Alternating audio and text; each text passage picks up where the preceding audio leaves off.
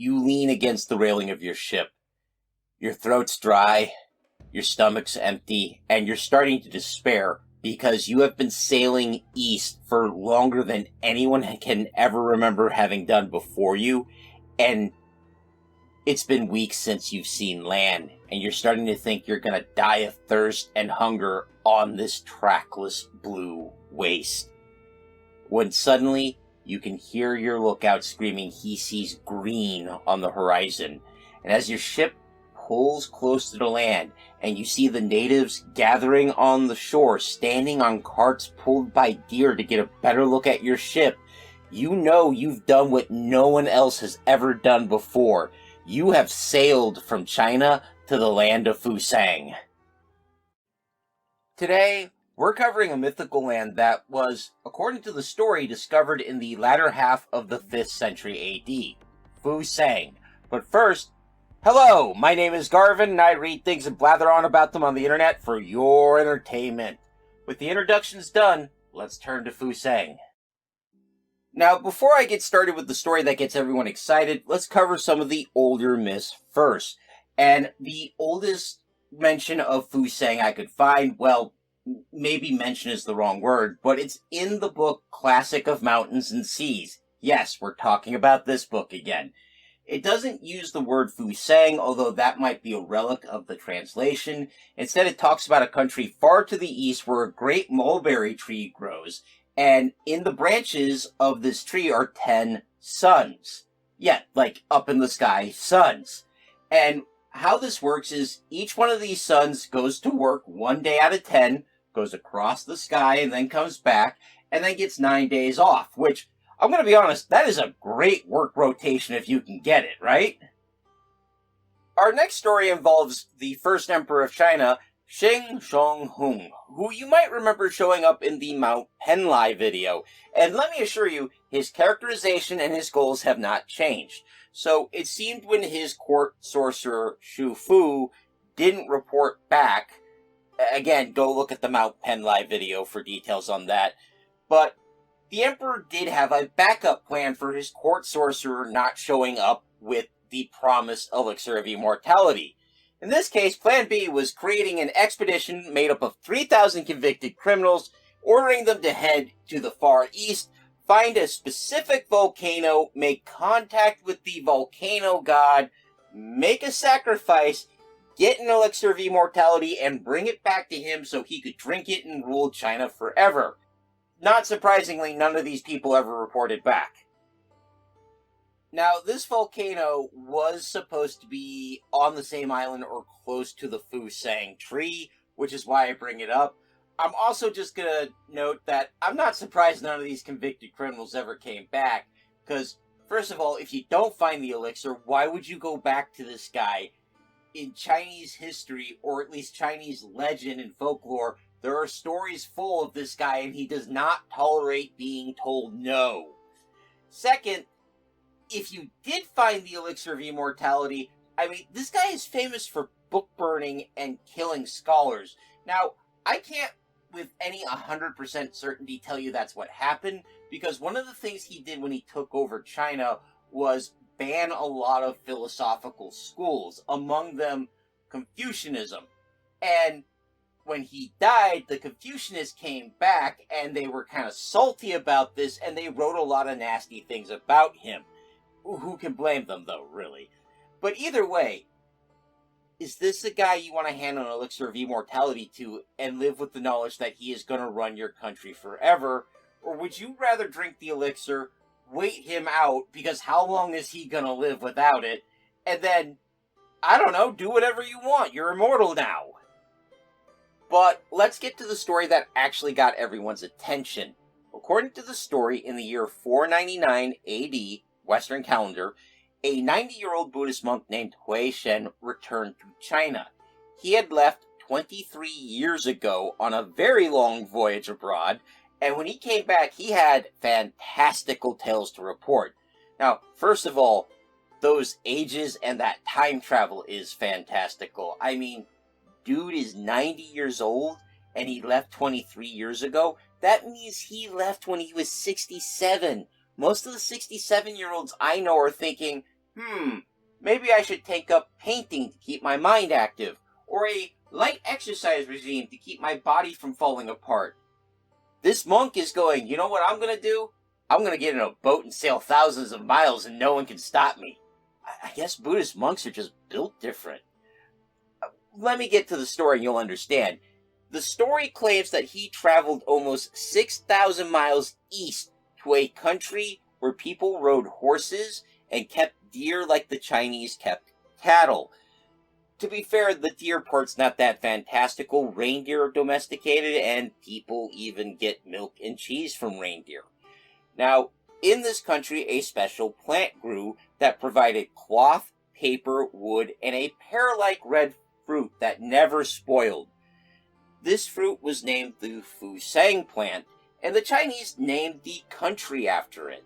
They also reported that while copper, gold, and silver were plentiful, there was no iron in the country, and while the people lived simply, they lived peacefully and prosperously. The nation was ruled by an official whose titles translates to Chief of the Multitudes, and the nobles who worked under him were called the Tuli Lu. In addition to the domesticated deer, they did have cattle, and these cattle were mostly noticed for their giant horns. The story goes on to say that the horns from one of these cows was the equivalent in length to 10 horns from Chinese cows, which, that's pretty big. And what they would do is they would take one of these horns, hollow it out, and use it as a jar to store things, so it must have had an impressive volume. Now, this was a peaceful country where no one carried weapons, but they did have a legal system, and they had 2 jails, one to the north of the country and one to the south. And if you broke the law, you were exiled to one of those jails. And if you had any kids while you were exiled, they would be taken away from you around the age of about 8 or so and made into slaves, which, wow, that seems harsh to put it mildly. I mean, hey kid, your dad was a shoplifter, so now you're property forever. Man, I thought our legal system had some nasty punishments. However, the really fantastical stuff happens outside the nation of Hui Shen. So, for those of you watching this who use my channel to get ideas for stories or for D&D games, buckle up, it's about to get wild.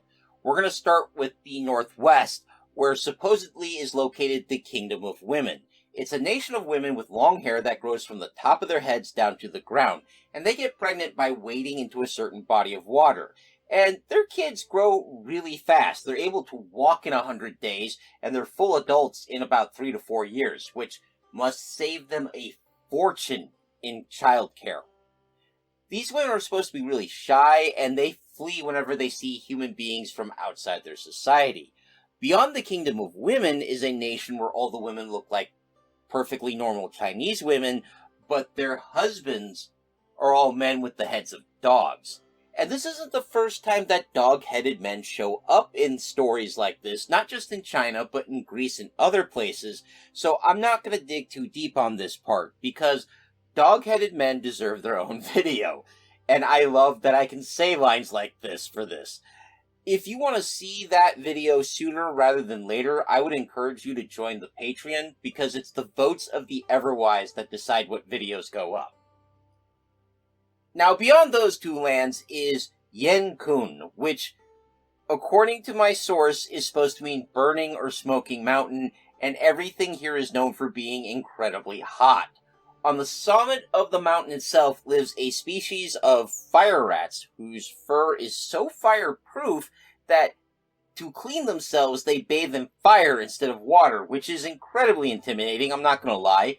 If I saw a rat walk into a fireplace to take its bath, I don't think I would mess with that rat.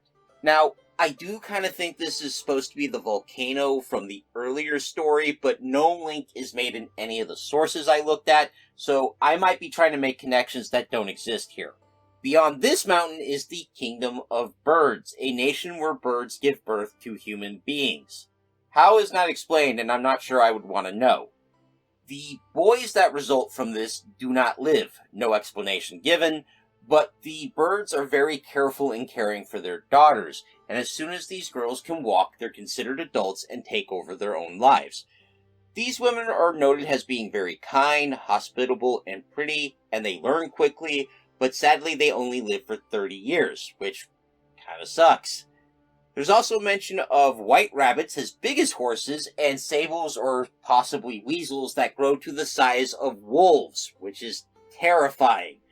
There's a mention of a sea of varnish that dyes anything that touches it black, and another sea that is the color of milk, and a naturally occurring fountain of wine, because why not at this point? I'm willing to bet at this point, folks, you can see why none of this is taught in your history class, right? So at this point, you're well within your rights to ask what my sources are for this rather fantastical story. And this comes to us from the Book of Liang, which was compiled in the year 635 AD. And you might notice that that is 135 years thereabouts after this gentleman was supposed to arrive back in China and report on what he's seen, which opens up the possibility that some exaggeration has probably, likely, almost certainly crept in, right? And I'm going to be honest, while I fully believe this Buddhist monk was some kind of superhuman to be running around at the age of 90, if he was, I don't think he was superhuman enough to live to the age of 225. So, it's quite likely that this book has a lot of exaggerations, to put it mildly. Despite that, some people have put forth that this is a record of an early Chinese voyage to North America, arriving either in California or possibly Mexico, which makes this the second time in the channel's history that California has been declared the site of a mythical lost land, the first one being Lemuria, and I talked about it earlier this year. Twice isn't a lot, I'll admit that, but it sure is strange that it has happened twice, isn't it? Moving forward, a lot of people will invoke the reality of the Ming treasure fleets, which actually happened. The Ming treasure fleets are absolutely real, but those voyages took place in the year 1405 to 1433, and that's almost 1,000 years after this. And the Ming were a lot more advanced than the Chinese of the year 500 AD. There's also the fact that the story talks about animals that didn't exist in North America at the time, at least as far as I know, and there's no archaeological record of any civilization that even comes close to the one described in this story. And I'm not even talking about the more fantastical ones. There have been other theories advanced to explain this, like this was an expedition to Japan and the sailing time was just stretched out to make a better story. Or this is an expedition that actually went up to Siberia where they actually domesticate reindeer. Or this expedition sailed past Japan into the Pacific Ocean and landed on an inhabited island. There's also the idea that this expedition did a combination of the above, and the story got garbled up during that 135-year time frame, and all those destinations just got mashed into one thing, which is certainly something that could have happened. There's also the fact that I could find no other record of this Buddhist monk even existing, which isn't really evidence one way or the other, because there's plenty of people who existed who left behind no records, but it is a little odd. So, it shouldn't surprise you that there's also a theory that this expedition simply never happened. There's no real event under this story, and people just made this up because it's a fun story to tell. Material evidence is lacking for any of these, to put it mildly. So, while I think it's unlikely that a Chinese expedition reached California or Mexico in the late 400s AD, it's entirely possible that an expedition left China and arrived somewhere. Of course, we also need to keep in mind the time frame between the actual events and the time they were written down, which means that anyone writing them was at best working off of a third-hand account. So there's a lot of possibility for distortion, exaggerations, or simple mistakes from memory, even with the best of intentions. Your guess to what the story actually is as good as mine here. Still, it is a great story, and I had a lot of fun reading it. And it kind of reminds me of the stories that you would read in Herodotus, or other Greek stories about India, or the stories that were told about John Prester's Empire, to refer back to another video I did earlier in this series. So I guess with Hui Shen, you're looking at an example of the desire to believe that the wondrous and fantastic is out there in the world. And if you can just get up, get out of your home, and go looking for it, you will find and see these marvels. It's on that note that I'm going to end this week's video, and I hope you found it informative or at least entertaining. If you did, please leave a like, a comment, or consider subscribing, as all of that helps me in my eternal battle with the dread Lord algorithm. Terror be on his name. If you'd like to have a voice on future videos, consider joining my Everwise patrons for just $1 a month, and that gets you a vote in upcoming videos. Speaking of patrons, I'd like to thank my biggest supporter, Big Steve. Next week, by vote of the patrons, we're covering something a little more familiar to most of you. We're looking at the lost land of Avalon. I hope you'll join me, but until then, take care of yourselves, take care of each other, and of course, keep reading.